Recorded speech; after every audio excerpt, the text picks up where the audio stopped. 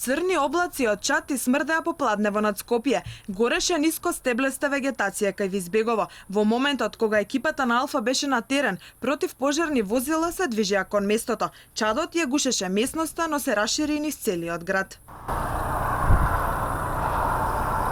Официјално причината за пожарот е непозната.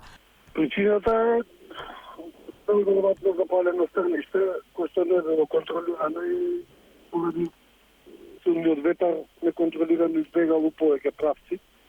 Се почна да се движи и на кај црквата во Избегово и на кај кампот за избеглици што е во Избегово.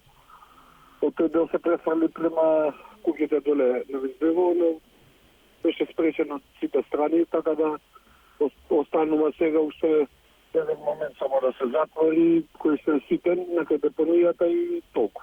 Но ова не е единствениот пожар денеска. Депонијата Вардариште во Маџари гори веќе неколку денови.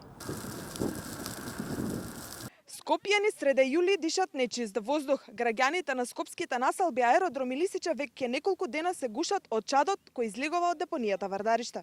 Досега оваа депонија требаше да ја нема. И покрај ветувањата дека ќе биде исчистена, таа напротив секојдневно расте, а сега и гори. Се чувствува смрдеа од запалени гуми. Вчера пак исто се случи.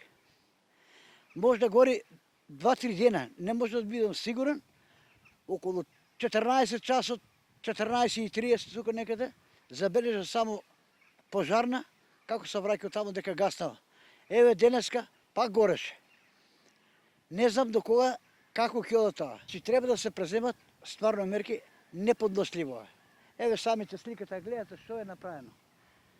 Ова е срамота. Во Скопје пред неколку дена е забележано видно зголемување на загадениот воздух неколку пати над дозволените PM10 честички.